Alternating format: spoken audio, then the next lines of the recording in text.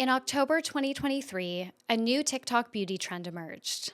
This trend helped users achieve optimal facial balance, promising chiseled jawlines, more prominent cheekbones, and a more symmetrical bone structure. Unlike other appearance-based trends on the app, this trend primarily targeted young men. This trend was called bone smashing, and it told young men who wanted to look more attractive to pummel their face with their fists, tools, or even a hammer to fracture their bones and allow them to heal in a more aesthetically pleasing shape. Understandably, this trend caused mass uproar online and throughout the media.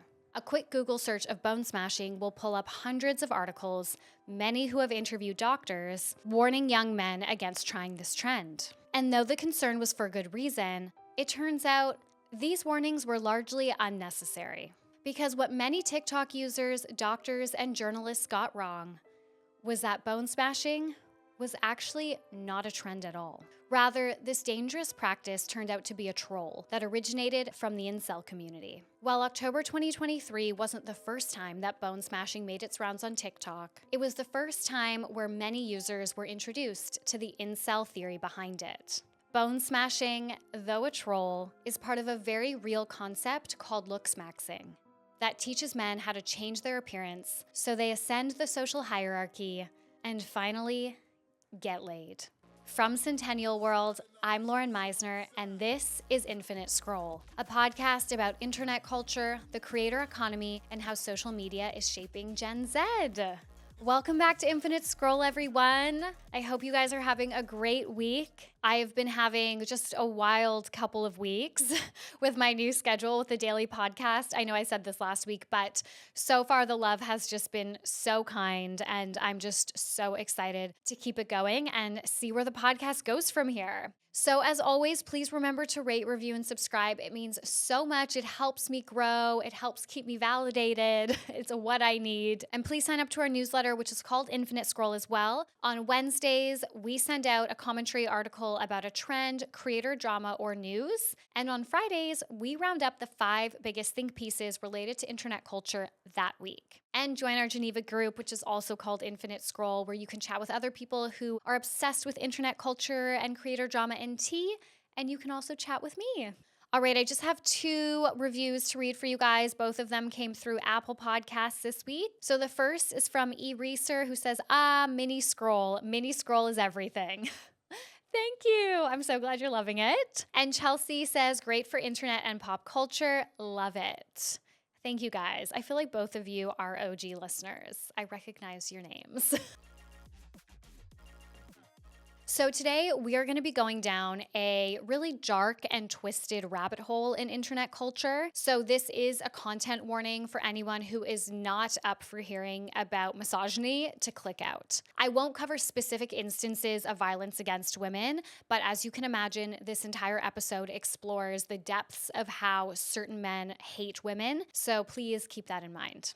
Looksmaxxing has existed for at least a decade. However, the concept exploded in recent months thanks to TikTok, where creators have built massive followings teaching users, primarily boys and young men, how to be the most attractive versions of themselves to attract more women. That being said, the concept of Looksmaxxing is quite simple. It's essentially any attempt at improving one's physical appearance. As Riley Farrell writes for the BBC, quote, the aim of Looksmaxxing is becoming the most attractive one can possibly look according to a set of prescribed criteria, with particular importance given to jawlines, eyes, and physique. The goal is obvious from the term itself, where, quote, its suffix comes from the world of role-playing games, in which to max means to fully develop a single character trait, like strength or wisdom, writes Joseph Bernstein for the New York Times.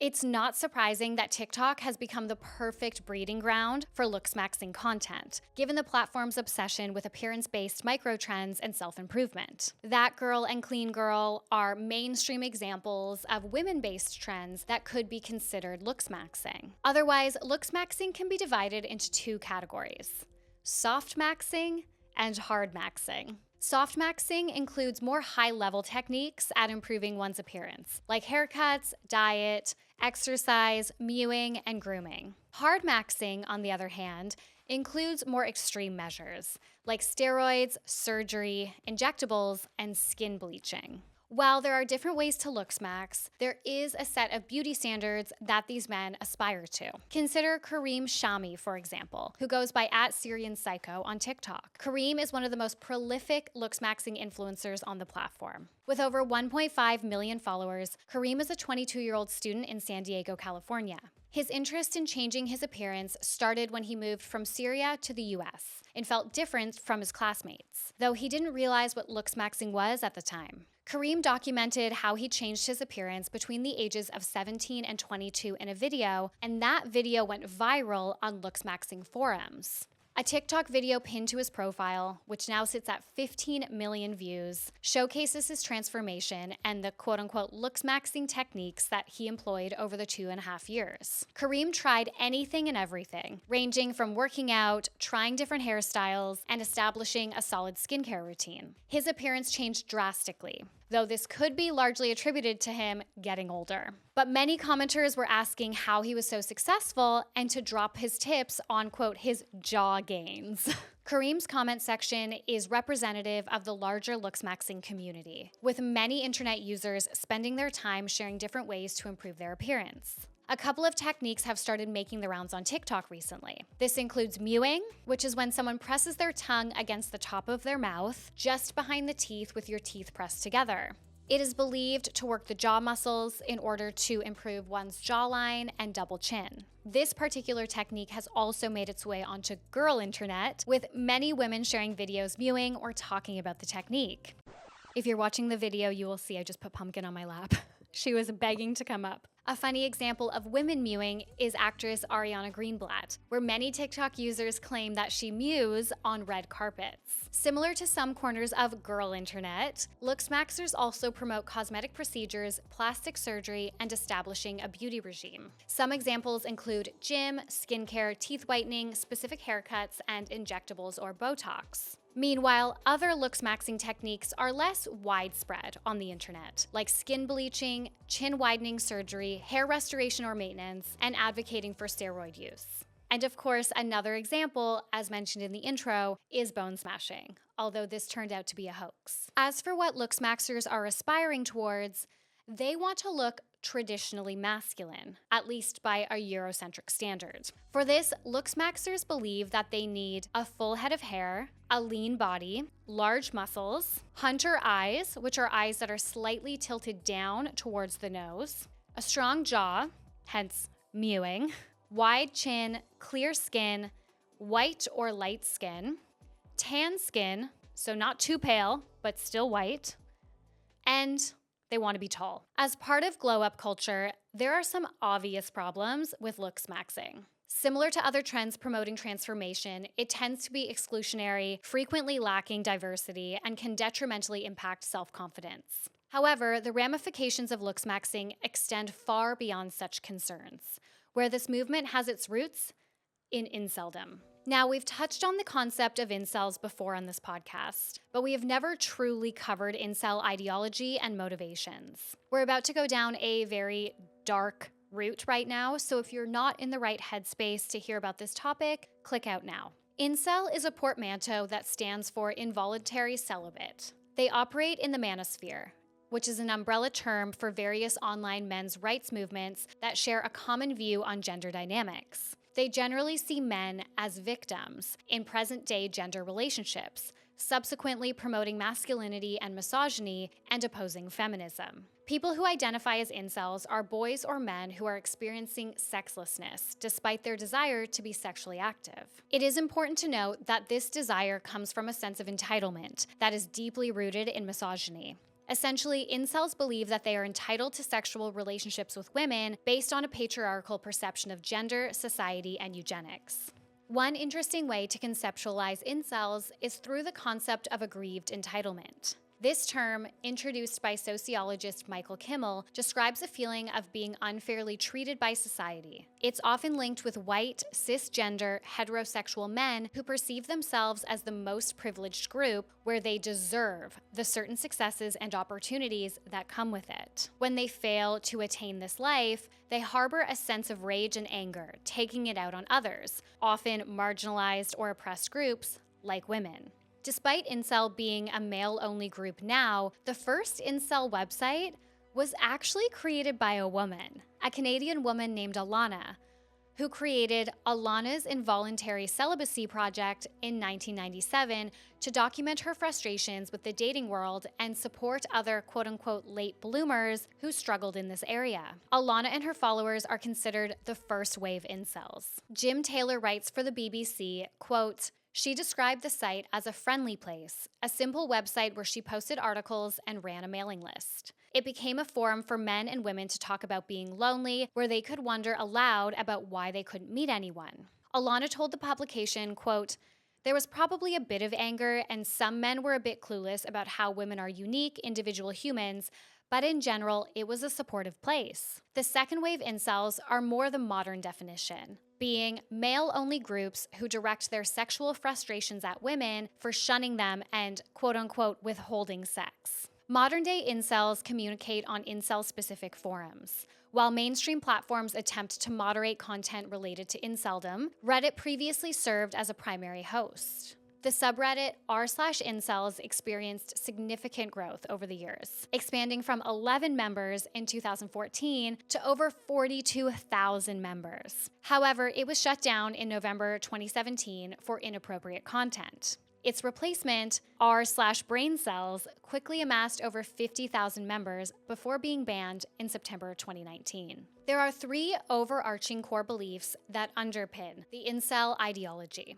Number one, they believe in an appearance-based hierarchy. Incels believe that society is organized by looks, based largely on Eurocentric beauty standards, where most social and sexual relationships are determined by appearance. Within this hierarchy, the most attractive men and women exist at the top. These men are called Chads or Alphas, and the women are categorized as Stacys. Incels describe the Chads as brutish and obnoxious, and Stacys as vapid and animalistic. According to the incel social structure, Beckies and Betas, also known as normies, sit below the Chads and the Stacys.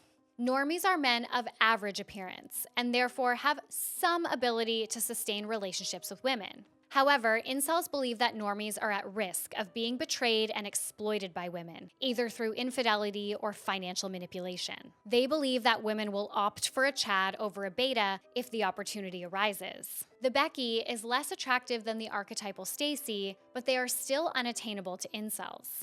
There are some very famous memes that have broken through into the mainstream that compare Stacys and Beckys. These memes typically include a cartoon of a Becky and a cartoon of a Stacy. The former often wears dull clothing, whereas the latter wears a revealing outfit to show off a curvy figure. Not only does this completely objectify women, but these pictures often include derogatory text explaining that Becky wears, quote, loose, baggy clothing to hide small tits or a flat ass. However, Stacy has a, quote, naturally curvy body and never works a day in her life. As Rebecca Jennings writes for Vox, quote, if certain discussions on these forums are any indication, there are only two types of women in the world of incel, both of whom are white, thin, and attractive. But while incels seem to believe that the untouchable and seemingly non-existent Stacy will never sleep with them, they feel as though they are owed attention and sex from Becky. In other words, incels see themselves as victims of lookism, existing at the bottom tier of society, leading them to typically hate and envy people who exist in the upper tier. Incels believe that both Stacys and Beckys exclusively seek out sexual relationships with Chads, where they purposefully deny sexual intimacy with incels. Women, often Beckys, are therefore quote-unquote oppressing incels, depriving them of sexual fulfillment and happiness, with other derogatory terms to refer to women like foid or femoid, which is short for female humanoid, suggesting that women are less than human. It is clear that the second core belief that informs inceldom is misogyny. Incels typically believe that women have created this looks-based hierarchy, where they see this hierarchy as the main obstacle to them having sex. They believe women are to blame for their sexlessness for two reasons. Firstly, women are only interested in their own social advancement and seek out men of higher social standing to date, which they believe is directly linked to attractiveness. If a sufficiently attractive man is not available, women will settle for a normie in the middle who has material wealth. They will then manipulate their partner in order to leverage their wealth to get higher social standing. Women are also untrustworthy because they are forever in search of the Holy Trinity, which is money, sex, and power. This means women are prone to infidelity and are willing to take any chance they can in order to ascend the social ladder. Meanwhile, the second reason women are to blame for their sexlessness is that women are shallow and unable to appreciate the qualities of those who do not exist in the upper tiers, like humor and intelligence. Incels essentially believe that when choosing someone to date, women work to determine the most likely scenarios that will see them climb the social ladder. As a result, some incels believe that the feminist movement should be undone or reversed, as it was responsible for women's sexual agency. Unsurprising, based on these beliefs, there are lots of mentions of rape and sexual coercion in the more extremist corners of the incel community. The third overarching belief system that underpins inceldom is the blue-pilled, red-pilled, and black-pilled theory. Many of you probably already know this, but the pill theory is a reference to the Matrix.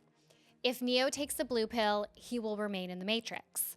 If Neo takes the red pill, he wakes up in the real world and learns what is really going on. Under the incel red pill ideology, men believe that they understand the reality of what women want, and they use this quote-unquote understanding to become a more desirable mate. Essentially, red-pilled men's rights activists believe that ascending the social hierarchy is something to be dealt with on an individual level. Individuals can and should improve themselves in order to gain upper-tier status. Black-pilled men's rights activists and incels believe that the social hierarchy is almost entirely looks-based and biologically determined. Many claim that the quote-unquote inequalities caused by the social hierarchy are problems that must be dealt with on a societal level. They believe that for many incels or men on the lower tiers, there is no way to ascend.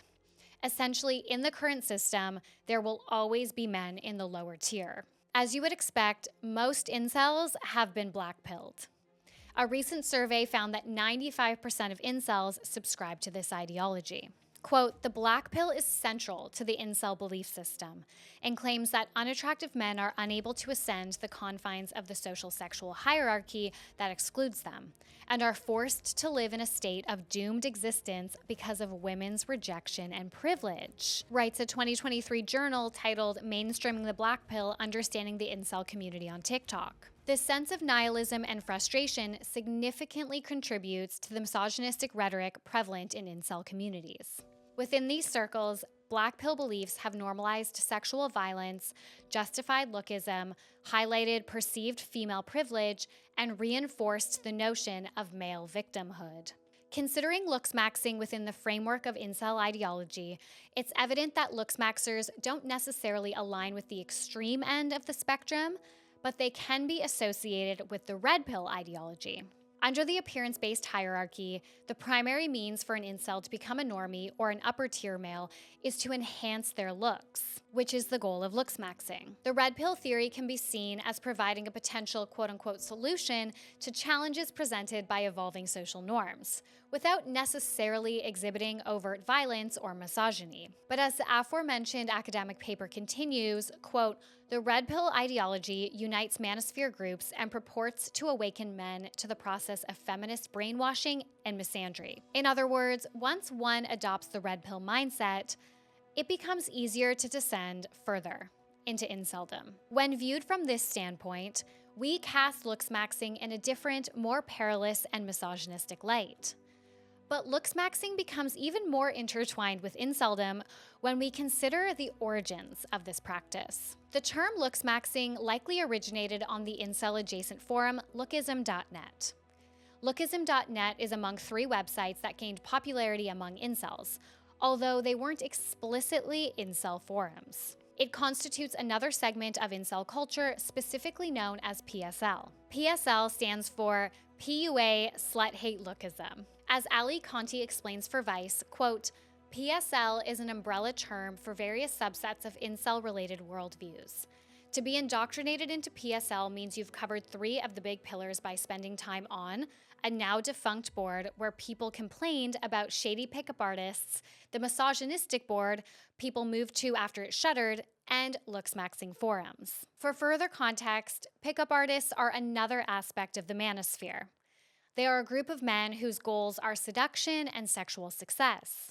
Incels see pickup artist techniques and gurus as bullshit because they only work on a man that is attractive enough and it is otherwise a scam. Elliot Rodger, a mass shooter of the 2014 Isla Vista killings, was on pickupartisthate.com and it was shut down, which led to many users moving to sluthate.com when this was discovered. From these forums, a PSL-style rating system was established. Users on these sites measure attractiveness based on a bell curve. A 4 represents the median physical attractiveness, where 8 represents perfection. Quote, PSL ratings were created as a way of being able to determine one's aesthetic value and applying beauty standards to a rating system, based solely on their face. A page on looksmax.org reads, quote, PSL ratings can be better described as giving objective ratings based on facial harmony, balance, symmetry, sexual dimorphism, unique qualities, and averageness. It's giving eugenics. On these forums, people would post pictures of themselves and get a PSL rating and get suggestions on how to Looksmax. And this is obviously very similar to how Looksmax TikTok creators operate today. However, what is concerning is the normalization of this trend, as an increasing number of TikTok users, both men and women, produce videos seeking and offering advice on achieving a glow-up. On TikTok, there are new accounts dedicated to assisting women on, quote, becoming prettier or glowing up. One example is at Caroline79, who specializes in providing digital makeovers to mostly young women when they ask her advice. She might tell the user to straighten or dye their hair, strengthen their eyelashes, or go out and get a tan. Providing tips and tricks to enhance one's appearance has long been a staple in women's magazines. But as we encounter similar content on TikTok, it becomes increasingly concerning. Because online, we navigate shared spaces with incels. By adopting their practices, we run the risk of unintentionally legitimizing these groups without fully understanding their origins or recognizing the harm that they inflict on women. Now that we know that Looksmaxxing is tied to inceldom, it shouldn't be surprising that Looksmaxxers aren't solely focused on enhancing their appearance. They also harbor several deeply misogynistic beliefs. Some are in line with the incel ideology, but the overlap isn't perfect. Nevertheless, both Looksmaxxers and incels assert that looks play a paramount role in attracting women. While Looksmaxxers concede that personality might matter for a long-term relationship, a man's appearance still holds greater significance overall, leading to the portrayal of women as shallow and vapid. They also believe that short-term relationships are hypergamous, where one partner is perceived as being out of the other's league. In other words, short-term relationships only happen when the man is out of the woman's league. Like incels, Looksmaxxers also see men as victims in society, contending that even average-looking men face negative judgment due to the halo effect, which is a psychological theory favoring attractive individuals, claiming that they are viewed more positively and/or to be more competent at things. While there are clear issues surrounding Looksmaxxing and the practice's underlying beliefs, it is important to note that not all Looksmaxxers are incels, and not all incels engage in Looksmaxxing. The former might not be aware that the practice has roots in inceldom, and subsequently misuse the term. For those men, Looksmaxxing might simply help them develop their self-esteem and confidence. Meanwhile, for self-described incels who engage in Looksmaxxing, it can act as a form of de-incelization, which means when an incel manages to have sex. Though it might be a popular TikTok trend right now, at the end of the day, Looksmaxxing represents another example of incel ideology spreading to mainstream platforms. It is particularly worrisome when the primary audience for Looksmaxxing content is young boys during a crucial development stage of their lives.